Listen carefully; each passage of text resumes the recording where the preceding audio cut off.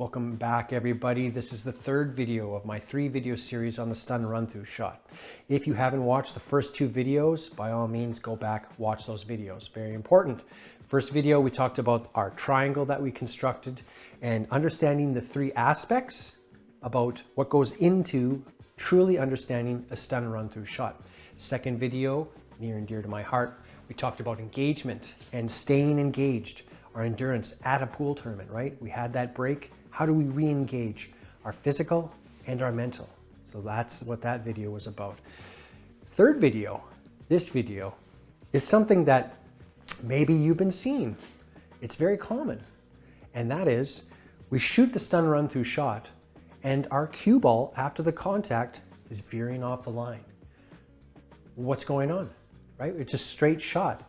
Why wouldn't it just stay on the line, okay?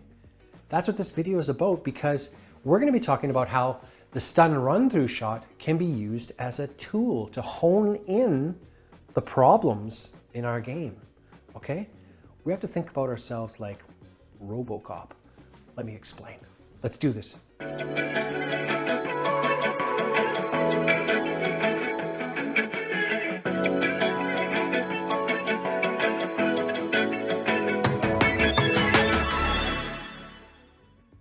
All right, guys, so you guys went to the table and you started practicing the stun run-through shot, right?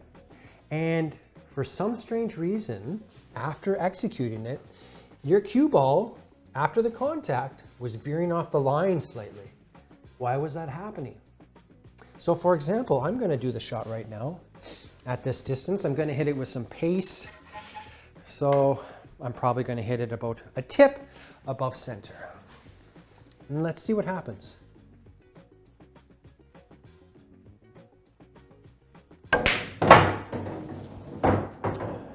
So that was a stun run through, but look what happened. Here's my line. Look how far off my line it went. Why did that happen?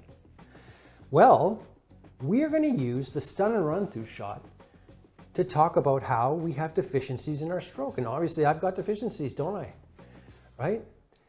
What are the areas that could have caused this to happen? 3 areas, as far as I'm concerned, that you need to take a look at. There may be others that I haven't thought of, but these 3 are the biggest 3 areas. I'm going to get the easy one out of the way, and that is when we were aiming, we didn't hit the center of that pocket, right? If you imagine a straight line to that pocket, that object ball needs to be going in right there. If by chance it went in over here, something was off, right? Something was off. So that you are not hitting where you think you are hitting in the pocket. Okay, that's the small one. The other 2 are much bigger. The second one is fundamentals. Okay, and on my channel, I don't regularly talk about fundamentals. I tend to try to make videos more on the mental side and more videos that haven't been done before. There's plenty of videos on YouTube talking about fundamentals, grip, bridges, stance, your elbow, your pendulum, all that, right? But truthfully, this could be the problem, is your fundamentals. And it could be anywhere. It could be how you're lining up. It could be anywhere from your grip all the way up your elbow, your shoulder, all the way down to your stance and how you're standing, where your feet, where they're pointing, all the way down your arm to your bridge. It could be any one of those things. And as Carl Boyes says, well, figure it out, right? Experiment, practice. So fundamentals could be the second reason. The third reason is that you're not hitting the cue ball where you think you're hitting the cue ball, okay? So this goes down, when you bend down and you're feathering, and you think you're hitting that center ball or a tip above center or wherever, you're cueing and you're cueing action, but when you actually do hit, you're not hitting the spot you think you're hitting. That's a problem, right? All 3 of these are problems. And worst case scenario is all three could be contributing to what's happening on the table. So what you have to do is use this as a tool. Set it up again. Get it straight. See what you can adjust. Really bear down and try to concentrate. Do a pre-shot routine. You know you're doing a stun run through. I'm going to be setting up the same way.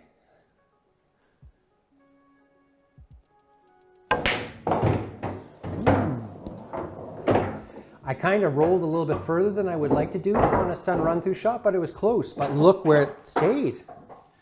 It stayed on the line. So that's concentration, right? That's the difference between pros and amateurs. Pros, like I said, they can turn it on like that and they're engaged. They've gotten to that point because of hard work, determination, and talent, okay? We have to constantly work at this. And maybe someday we can get to that level, right? But until we get to that level, we have to try to repetition and endurance and doing it over and over and over again until it becomes muscle memory. But I've used the shot, the stun run through shot, to hone in, okay? I've used this as a tool. And obviously, if I set this up, let's take a look at my consistency. If I shoot it again, maybe I don't stay on the line. Something's going on. I've recently, everyone knows in my journey, I went to a carbon fiber shaft. That shouldn't affect this. I mean, this is a straight shot. But I went down to 11.8 millimeter shaft size and tip. So the smaller the tip, the more exposed you get. I learned that from Andrew, my friend. And he said, well, yeah, a tip, smaller the tip, it exposes you more. Earl Strickland has been quoted, and this is what Andy told me as well, that he's at a 15 millimeter shaft because it's a greater, it gives you less error. I mean, this is a guy he's constantly experimenting, right? But, you know, with a smaller shaft, it's exposed me. I feel it's exposed me, and it told me I've become cue lazy, right? Down here in my basement on a bar box, there's a little bit more slop. I'll admit there's more slop than when I used to have my 4.5 by 9, right? So going out there and not being cue lazy, really bearing down and knowing where I'm hitting that cue ball, keeping it steady, staying down on the shot.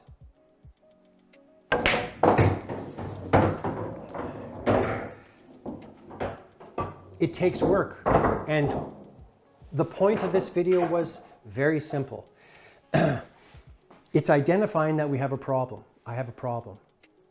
For me, it's my cueing action and being lazy and actually hitting that cue ball where I think I'm hitting that cue ball and staying down, right? That was mine. I was cue lazy. Your problem, if you do have that problem, it could be any number of the things that I've talked about here, okay?